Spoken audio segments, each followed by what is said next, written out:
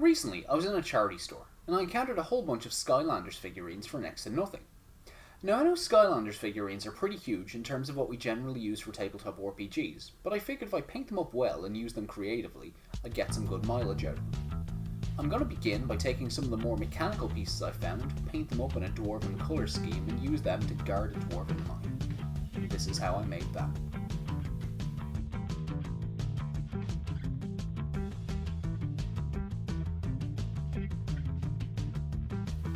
These things seem to have pretty decent detail, so I don't want to lose too much of that with a ton of paint. But with that said, since I'll be using metallic paints for the most part, I'll need a good, even coat of black over everything.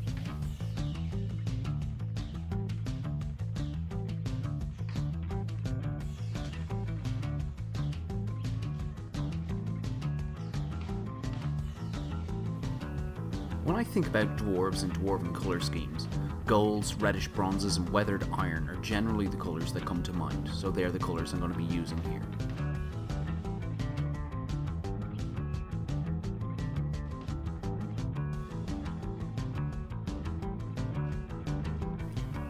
If I had had access to a bandsaw or something, I'd probably have removed the bases, and I still might come back to that at some point, but for now I'm just going to leave them and paint them up.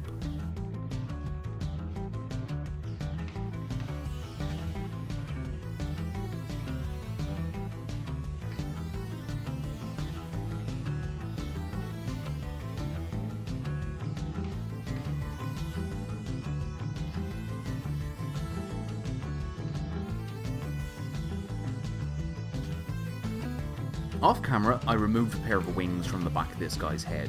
You'll see the mark, but I didn't really care over much. Originally, I toyed with making the dome blue and glassy, both as a cockpit for someone to drive it and as a weak point to be exploited, but I knew that access to a mech would be abused by PCs, so it's just a metal dome.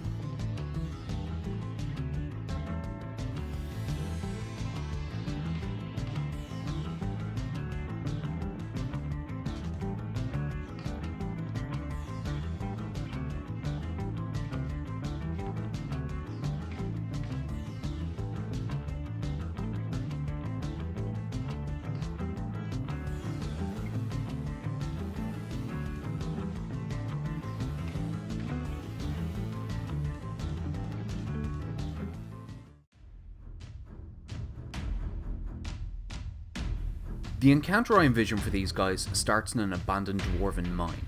Upon entering, the party see two bodies on the ground and two goblins running into a nearby room. Upon following the goblins, the party find out that they've vanished through a tunnel in the back of the wall, but a dwarven sentinel robot is charging at them. After about a round of combat, the second of these guys should show up. These guys shouldn't be difficult to kill, they're just a deterrent, they're bags of hit points just to show the PCs what to expect.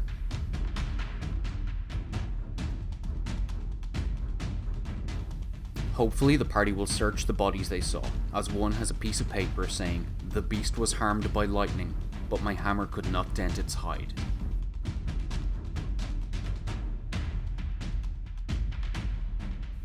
Now the party are met with a fork in the cave. Straight ahead is the final chamber, to the left is where the goblin tunnel left out, and to the right is the goblin sleeping area.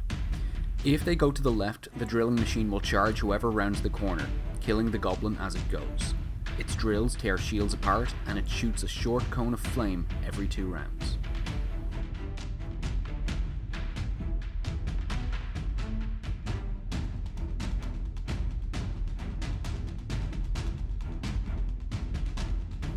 Final room is a large open chamber with a huge stone wall at the centre.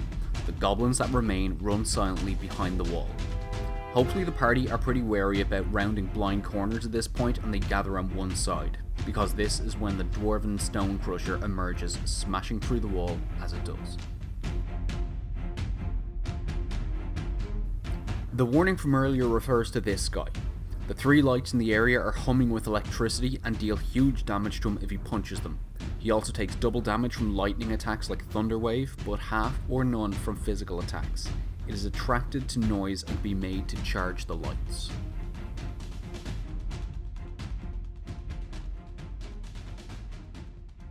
Now, as the DMs in the audience have already realised, I've given no stats for anything here. The reason being is I want this to be as playable at level 3 as it is at level 15. All you have to do is change around some of the little bits and pieces. Change the goblins for orcs or lizard people, and reskin the machines into something that's a threat to your party at your level. Like, it's not overly difficult to make this work for anyone, anywhere. So thanks for watching. If you'd like to see me make something specific in the future, leave a comment down below. If you'd like a copy of the map I used today, head over to facebook.com/figmakes and hit me up in the DMs there. And subscribe to see what Fig makes next.